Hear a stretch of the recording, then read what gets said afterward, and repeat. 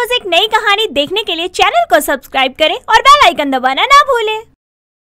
इशिका सुबह सुबह सभी को सांबर इडली का नाश्ता बनाकर परोसती है, जिसका स्वाद चखकर उसका पति रमन और सास मनोरमा बोलते हैं, अरे वाह बहू, बहुत बढ़िया सांबर बनाया है। सच में इशिका, मजा आ गया। सच में आप दोनों को पसंद आया। आज पहली बार बनाया है मैंने। मुझे बहुत खुशी हुई कि आप दोनों को पसंद आया। पसंद क्यों नहीं आएगा, बढ़िया बना है एकदम। तू भी चख के देख। इतना कहकर मनोरमा अपने हाथों से इशिका को इडली सांबर खिलाती है, जिसे खाकर इशिका बोलती है, वाह, सच में मेरे हाथों ने तो जादू कर दिया। क्या कमाल का सांबर बनाया है मैंने। मैं भी बैठ के गरम गरम खा लेती हूँ पहले। इशिका झट से अपनी सास और पति के साथ बैठकर टेबल पर नाश्ता करने लगती है। इशिका झटपट से 2-3 कटोरी सांभर पी जाती है, जिसे देखकर उसकी सास मनोरमा कहती है, अरे अरे बहू, आराम से। एक साथ इतना सांबर पिएगी तो तेरा पेट खराब हो जाएगा। माँ जी क्या करूँ, मुझे इसका स्वाद इतना ज्यादा पसंद आ रहा है, मन ही नहीं कर रहा कि बस करूँ। दिल कर रहा है बस सांबर पीती जाऊँ। बहू, भले ही सांबर स्वाद है, पर पेट तो तेरा अपना ही है ना, उसका भी ख्याल रखना है। अपनी सास की बात सुनकर इशिका सांभर की कटोरी खाली करके उसे साइड में रख देती है और घर के बाकी काम काजों में लग जाती है। पर इशिका की जुबान पर सांभर का चस्का चढ़ चुका था, जिसके बाद इशिका हर रोज अपने लिए सांभर बनाने लगती है। ऐसे ही एक दिन इशिका टीवी देखते देखते सांभर खा रही होती है। सांभर खा रही होती है। मनोरमा आकर कहती है, अरे बहू, तू आज फिर से सांभर खा रही है। तू आज सांभर खाना अच्छा नहीं है। ना सांभर खाना अच्छा नहीं है। खाने से भला क्या ही नुकसान होगा, खाने से भला क्या ही नुकसान होगा। मिर्च मसाला है, इसमें कौन सा मिर्च मसाला है? ना हो मिर्च मसाला चाहे हो या ना, ज्यादा खाना अच्छा नहीं होता। ठीक है माँ जी, अब नहीं खाऊंगी। ओके ठीक है, देखती हूँ मैं। अब से मेरी नजर तुझ पर ही रहेगी। ओके माँ जी। इतना कहकर इशिका वहाँ से चली जाती है और अपनी सास के कहे अनुसार इशिका सांभर खाना छोड़ देती है। पर उसकी जुबान से सांभर का स्वाद उतर ही नहीं पाता, जिसके चलते उसे बाकी के खाने की सभी चीजें फीकी, तीखी और बेस्वाद लगने लगती है। ऐसे ही एक दिन इशिका अपने फोन पर खाने की डिशेस देख रही होती है। तभी उसकी नजर बने बनाए इडली सांबर पर जाती है, जिसे देखकर वो खुद से बोलती है, अरे वाह, क्या बात है, बना बनाया इडली सांबर। गरम पानी डालो, माइक्रोवेव में रखो और बस हो गया काम। मुझे भी यही खाना है, अभी खाना है। जल्दी से ऑर्डर करती हूँ। खा पीकर डस्टबिन में कूड़ा डाल दूंगी, किसी को पता भी नहीं चलेगा। हाय। इतना कहकर इशिका जल्दी से ऑनलाइन बना बनाया इडली सांबर ऑर्डर करके मंगवा लेती है। कुछ ही देर में डिलीवरी बॉय उसका पार्सल देकर चला जाता है। इशिका जल्दी से पार्सल खोलती है और खुद से बोलती है, चल चल इशिका, जल्दी से बना ले अपना इडली सांबर और मजे ले लेकर खा। पैकिंग तो बड़ी मस्त है इसकी, जल्दी से बना लेती हूँ। इशिका जल्दी से गर्म पानी करती है और सांभर पाउडर उसमें मिला देती है और पैकेट में से इडली निकालकर सांभर में डालकर माइक्रोवेव में रख देती है। और कुछ ही देर में इशिका का रेडीमेड इडली सांभर बनकर तैयार हो जाता है। इशिका उसे माइक्रोवेव से निकालकर कमरे में ले जाती है और रूम का दरवाजा लॉक कर लेती है, जिसके बाद वो सांभर इडली खाती है और खुद से बोलती है, वाह वाह, क्या स्वाद है, क्या खुशबू है, और इसका प्राइस भी कितना रीजनेबल है। जब दिल करेगा तब मंगवा लिया करूंगी, किसी को पता भी नहीं चलेगा और मेरी इच्छा भी पूरी हो जाएगी।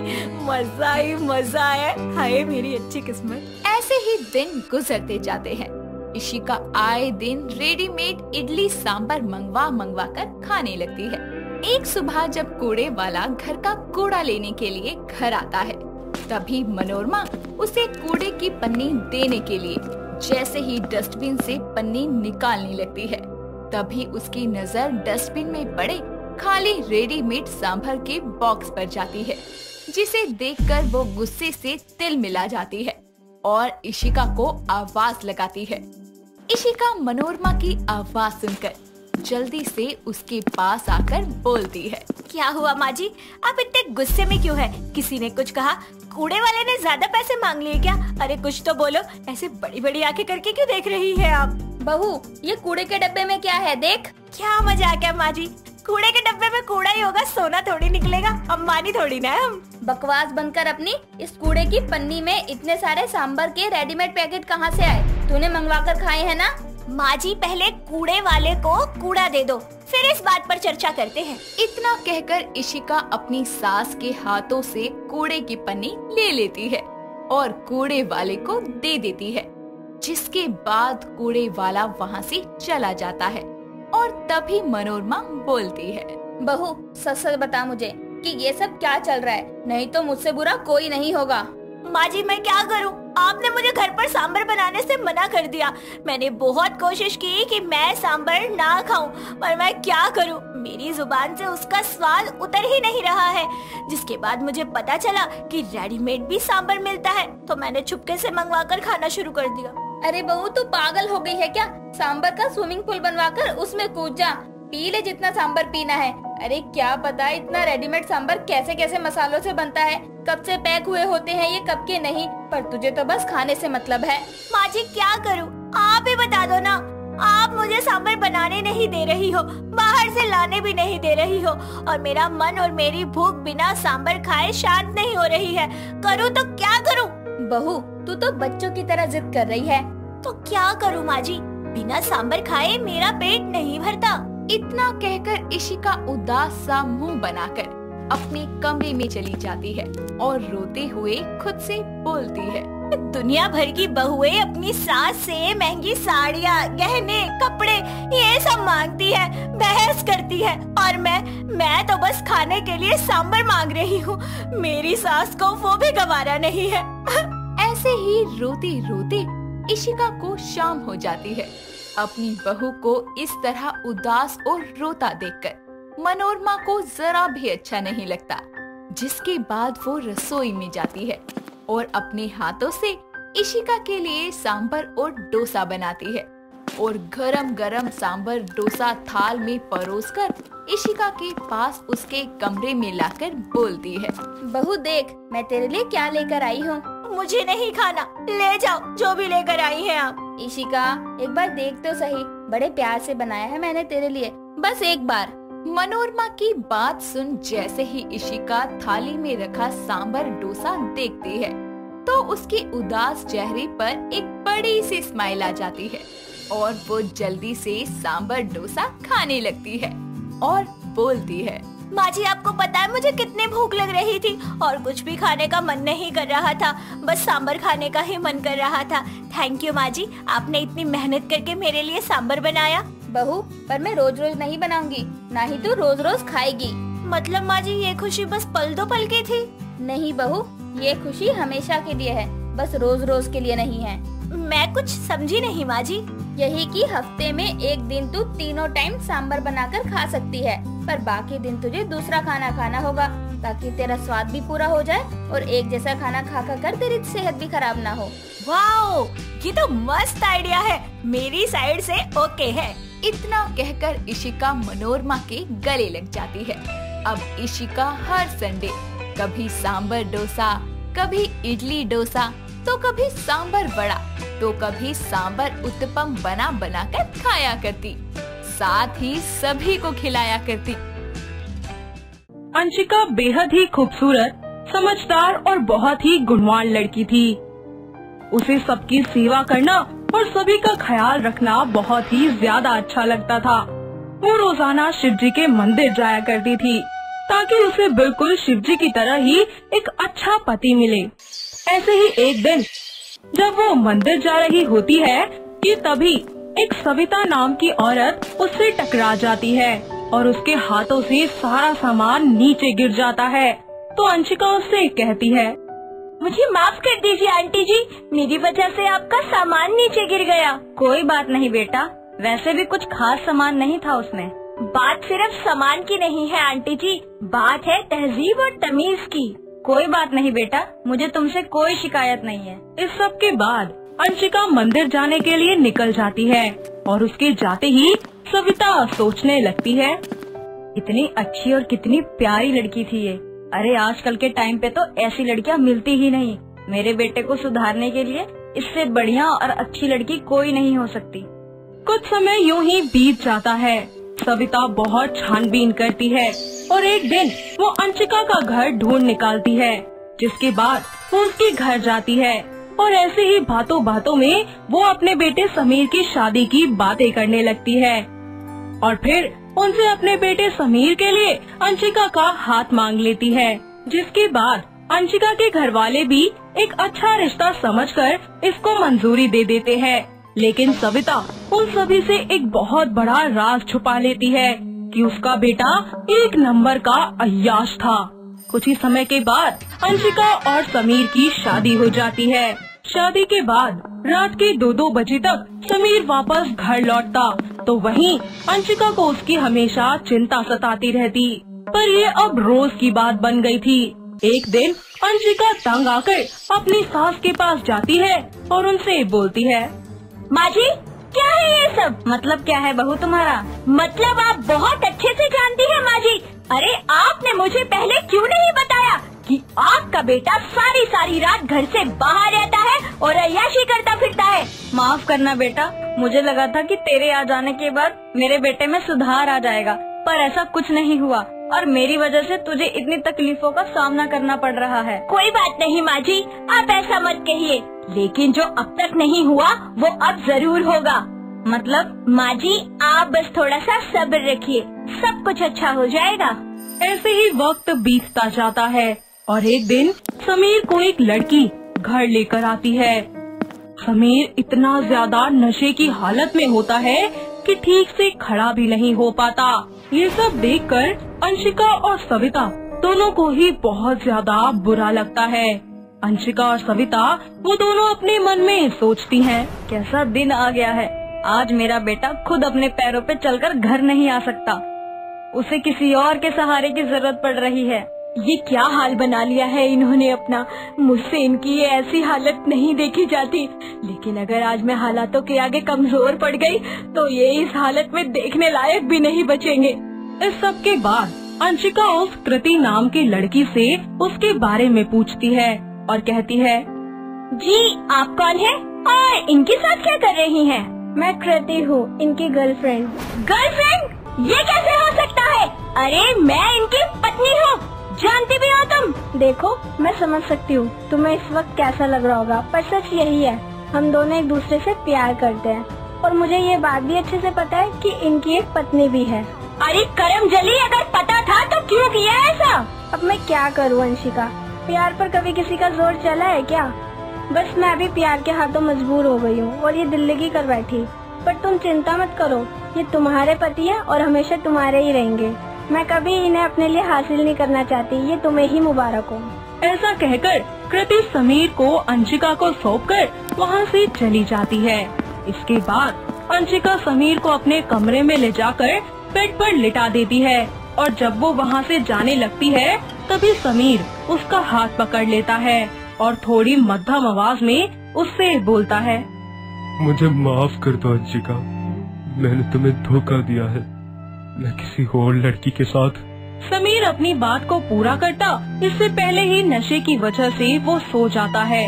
अंशिका को ये सब सुनकर बहुत ही ज्यादा बुरा लगता है, पर इस बात की भी उसे तसल्ली रहती है कि समीर को अब भी उसकी थोड़ी सी परवाह है। इतना सब होने के बाद भी समीर नहीं बदलता और एक बार फिर से किसी दूसरी लड़की के साथ घर के दरवाजे पर आकर खड़ा हो जाता है। समीर की ये हरकत अंशिका के बर्दाश्त के बाहर हो जाती है और फिर वो सोचती है, अब तो मुझे कुछ ना कुछ जरूर करना पड़ेगा ताकि इनको इनकी हर गलती का एहसास हो सके। अगले दिन अंशिका अपने दोस्त रोहन के पास जाती है और उससे कहती है, हेलो रोहन। कैसी हो अंशिका? मैं ठीक नहीं हूँ। क्यों, क्या हुआ? वो बात कुछ ऐसी है कि अंशिका रोहन को सारी बातें डिटेल में समझा देती है और उसकी बातें सुनकर रोहन उससे बोलता है, मुझे बहुत अफसोस है अंशिका कि तुम्हारे साथ इतना सब कुछ हो गया। बताओ मैं क्या कर सकता हूँ तुम्हारे लिए। इस सब के बाद अंशिका उसे पूरा प्लान समझा देती है, जिसके बाद वो छुप छुप कर जानबूझकर रोहन से फोन पर बातें करना शुरू करती है और देर रात तक घर से बाहर ही रहती है, जिससे समीर को उस पर शक होने लगता है। लेकिन कुछ दिनों के बाद अंशिका खुद रोहन को फोन करती है और उसे अपने घर बुला लेती है। उस वक्त रोहन घर पर ही मौजूद होता है। कुछ ही समय के बाद रोहन अंशिका के कहे अनुसार आ जाता है। रोहन को देखकर समीर उससे पूछता है, अरे भाई कहाँ घुसे आ रहे हो, क्या काम है? मैं यहाँ अपनी प्रेमिका से मिलने आया हूँ और उसे ले जाने आया हूँ। भाई देखो, लगता है तुम गलत घर में आ गए हो। यहाँ कोई प्रेमिका नहीं रहती तुम्हारी। नहीं समीर जी, आप गलत कह रहे हैं। मतलब ये कि जिस प्रेमिका की ये बात कर रहा है ना, वो मैं ही हूँ। ये क्या कह रही हो तुम? पर तुम तो मुझसे प्यार करती थी ना? हाँ करती थी आपसे प्यार, बहुत करती थी, लेकिन आपने कभी मेरे प्यार की कदर ही नहीं की, तो मैंने भी अपना दिल किसी और के साथ लगा लिया, ठीक वैसे ही जैसे आपने मेरे साथ किया था। ये सुनते ही समीर के पैरों तले जमीन खिसक जाती है और उसे कुछ समझ ही नहीं आता। साथ ही उसे अपने किए का एहसास होता है, जो कुछ भी उसने अंशिका के साथ अभी तक किया था। जिसके बाद वो उससे बोलता है, तुम मेरे साथ ऐसा नहीं कर सकती अंशिका, कह दो कि ये झूठ है, प्लीज अंशिका। आप कर सकते हैं ना, मैं नहीं, बोलिए। प्लीज मुझे माफ कर दो अंशिका, मैं वादा करता हूँ मैं कभी किसी लड़की की तरफ नजर उठाकर नहीं देखूंगा और न ही कभी अय्याशियाँ करूँगा। आप और ऐसा करेंगे? अरे मैं कभी मान ही नहीं सकती। अगर आपको शर्म होती ना तो पहली बार में ही ना सब कुछ छोड़ देते, लेकिन नहीं, आपने तो बेशर्मी की सारी हदें ही पार कर दी। अरे एक बार भी आपने प्यार से मेरी तरफ नहीं देखा। अरे मैं आपकी पत्नी हूँ, जो प्यार मुझे आपसे और आपको मुझसे मिलना चाहिए था, वही प्यार आप बाहर लोगों में तराशते रहे। सॉरी अंशिका, मुझे माफ कर दो। आज तुमने मेरी आंखें खोल दी है, मुझे बता दिया है कि मैं कितना गलत था और मैं दिल से तुम्हें अपनी पत्नी मानता हूँ और साथ ही अब मैं हमेशा के लिए एक पत्नी व्रता पति बनकर रहूँगा। क्या आप सच कह रहे हैं? हाँ, लेकिन तुम्हें इसे भूलना होगा और फिर मैं हमेशा के लिए तुम्हारा और तुम मेरी। मैंने तो आपके सिवा कभी किसी और को प्यार किया ही नहीं, तो भूलने की तो बात ही पैदा नहीं होती। इतना सब होने के बाद अंशिका समीर को सारी बातें अच्छे से समझाती है कि उसने आखिर ये सब कुछ कैसे और कब किया, और जब समीर को सारा सच पता चलता है तो उसे बहुत बुरा लगता है और उसे अपने किए पर पछतावा भी होता है। इसके बाद वो एक बार फिर से अंशिका से माफी मांगता है और अंशिका भी उसे बड़े ही प्यार से माफ कर देती है और फिर दोनों हमेशा के लिए हंसी खुशी अपनी जिंदगी बिताने लगते हैं। गीता अपनी फ्रेंड जैस्मिन की शादी में आई होती है, जहाँ पर उसे जैस्मिन की शादी का जोड़ा और उसका चूड़ा बहुत ही ज्यादा पसंद आता है और स्टेज पर वो उसके साथ पिक्स क्लिक करवाने के बाद उसके कान में धीरे से बोलती है, यार जैस्मिन, तू आज कितनी अच्छी लग रही है। अच्छा एक बात कहूँ? हाँ बोल ना। यार मुझे ना तेरा ये शादी का चूड़ा बहुत अच्छा लग रहा है। कहाँ से लाई है तू? मुझे भी पहनना है तेरे जैसा चूड़ा। पागल, ये शादी का होता है, शादी के दिन और शादी के बाद ही पहनते हैं इसे। चल तो अपनी शादी एंजॉय कर, मैं जरा पेट पूजा कर कर आती हूँ। इतना कहकर वो फूड सेक्शन में खाना खाती है और कुछ देर तक शादी में रुकने के बाद वापस अपने घर लौट जाती है और 3 दिन के बाद वो अपनी फ्रेंड की शादी की पिक्चर्स को स्टेटस पर देखती है और उसने चूड़े के साथ बहुत सारी सुंदर सुंदर पिक्स जो लगाई होती है, ये देखकर वो खुद से कहती है, यार कितना सुंदर चूड़ा है, मेरा भी मन कर रहा है अब तो पहनने का। कुछ दिन यूं ही बीत जाते हैं। गीता चांदनी चौक जाती है, जहां वो अलग अलग तरीके के नए नए डिजाइन्स के चूड़े देखती है जो कि उसे बेहद पसंद आते हैं और वो वहां से 2-3 तरीके के अलग अलग चूड़े लेकर अपने घर आ जाती है और फिर मिरर के आगे खड़ी होकर चूड़ा पहनकर पोज मारती है और चूड़े खनकाकर कहती है, वाओ कितना सुंदर लग रहा है गीतू ये चूड़ा तुझ पर। हाय कब होगी मेरी शादी, कब पहनूंगी मैं ऐसे चूड़ा। हाय मुझसे शादी तक का वेट नहीं होता। एक काम करती हूँ, जल्दी से इंस्टाग्राम पर वीडियो बनाकर डाल देती हूँ, फिर चाहे कोई कुछ भी कहता रहे, मुझे फर्क नहीं पड़ता। इतना बोलकर वो उन चूड़े को पहनकर पिक्चर्स और वीडियोस बनाकर इंस्टाग्राम पर अपलोड कर देती है, जिसके बाद लोग उसे बहुत ही अच्छे अच्छे कमेंट्स पास करते हैं। ऐसे ही एक दिन वो लाल रंग का चूड़ा पहनकर गलती से अपनी मम्मी सविता के सामने आ जाती है, जिसे देखकर वो बोलती है, अरे गीता, ये क्या है? तूने शादी का चूड़ा अभी से क्यों डाल रखा है? कहीं तूने भागकर किसी को बिना बताए शादी तो नहीं कर ली ना? सच सच बता दे मुझे। अरे मम्मी, थांबा रुको, लेट मी एक्सप्लेन यार। वो तो मुझे चूड़ा बहुत पसंद है, इसीलिए मैं 2-4 चूड़े अपने लिए मार्केट से खरीद कर ले आई। ये देखो। हाँ, अच्छे तो बहुत है, पर ये बता कि तूने पहने किस खुशी में है ये? अरे मम्मी, वो तो मैंने बस ऐसे ही थोड़ी देर के लिए घर पे पहन लिया था। एक आपके लिए भी लेकर आई हूँ मैं। अच्छा, तो फिर जल्दी से दिखाना मुझे। इतना कहकर गीता अपनी मम्मी को दूसरा चूड़ा ला कर देती है, जो कि सविता को बहुत ही ज्यादा पसंद आता है। समय गुजरता जाता है। सविता के पास उसकी बेटी के लिए एक परितोष नाम के बहुत ही ज्यादा सुंदर और मेहनती लड़के का रिश्ता आता है, जिसके बाद वो उस लड़के को उसकी मम्मी मंजू और पापा रमेश को अपने घर बुला लेती है।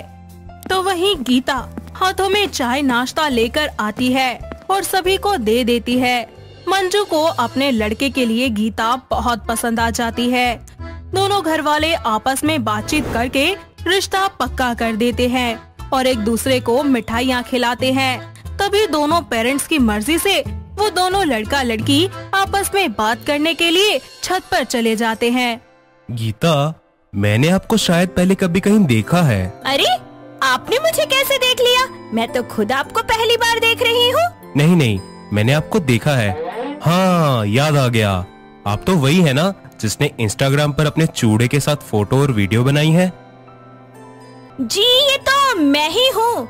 ओह अच्छा, तो यहाँ देखा है आपने मुझे। हाँ, इसका मतलब आप पहले से शादीशुदा हैं। तो फिर मुझसे क्यों शादी करना चाहती हैं आप? कहीं कुछ छुपा तो नहीं रही हमसे? ओफो परितोष, मुझे चूड़ा पहनना बहुत पसंद है, इसीलिए मैंने शादी से पहले कुछ चूड़े खरीद कर उनकी पिक्स क्लिक कर ली और अपनी एक वीडियो बना ली। बट डज नॉट मीन कि मैं मैरिड हूँ। आई नो कि मैरिड लड़कियाँ ही चूड़ा पहनती है, और अब तो मैं ऑफिशियली आपके नाम का चूड़ा पहनूंगी। आपको मैं पसंद तो हूँ ना?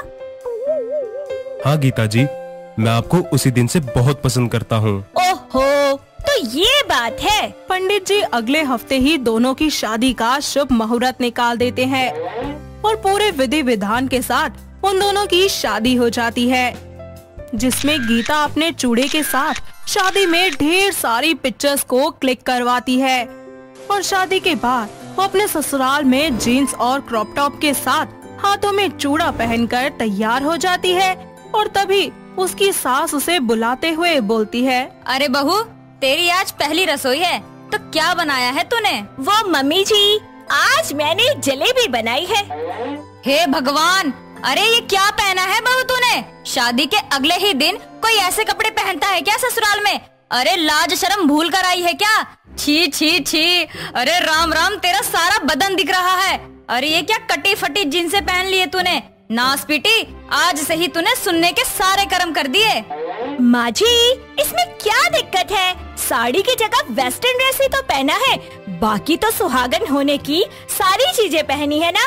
गले में मंगलसूत्र, मांग में सिंदूर, हाथों में चूड़ा, पैरों में पायल, सब है ना माँ जी? हाँ हाँ, बस तेरे कपड़े छोड़कर बाकी सब कुछ है। ओफो माँ जी, मैं आजकल की मॉडर्न बहू हूँ, देखो मैं कितनी अच्छी लग रही हूँ। अरे बेशरम बेहया, तेरे ससुर जी ने अगर तुझे ऐसी हालत में देखा तो क्या होगा? जाकर साड़ी पहन कर आ जल्दी से। माँ जी प्लीज पहनने दीजिए ना।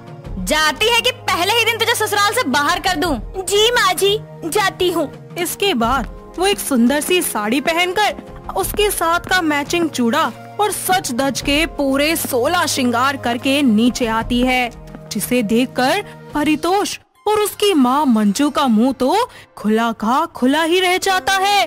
तभी मंजू उससे बोलती है, अरे वाह मेरी सोनी बहू, अब देख खुद को कि तू कितनी सुंदर और संस्कारी लग रही है। बिल्कुल लग रही है ना कि नई बहू को जैसा होना चाहिए ससुराल में वैसा ही दिख रही है तू। थैंक यू माँ जी। अरे दूधो नहाओ पूतो फलो, सदा खुश रहो सदा सुहागन रहो। और ये ले, मेरे पास कुछ है तेरे लिए। क्या माँ जी, जल्दी बताइए।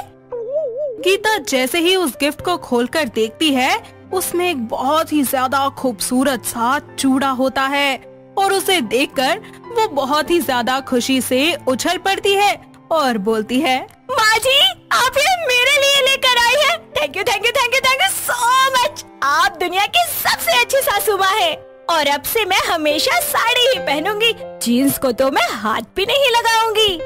कोई बात नहीं बेटा, वैसे भी गलती तो मेरी भी है। तुम तो आज के बच्चे हो, इसलिए तुमने वही किया जो तुम पहले से करते आ रहे हो।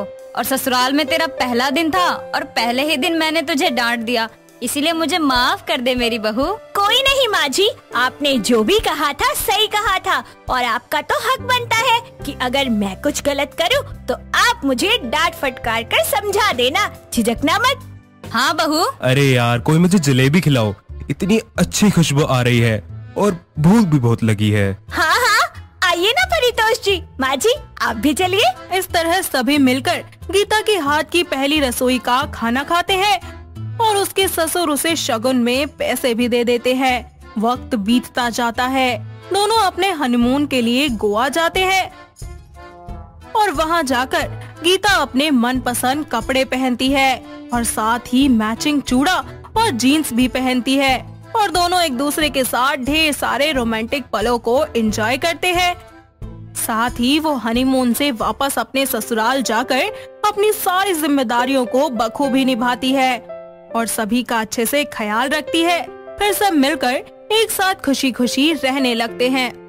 तो दोस्तों, कैसी लगी आपको हमारी ये चूड़े वाली बहू की कहानी? क्या आपके घर के आसपास भी है कोई ऐसी बहू जिसे चूड़ा पहनने का इतना ज्यादा शौक हो? अगर हाँ तो उन्हें ये वीडियो दिखाइए और हमें कमेंट करके बताइए।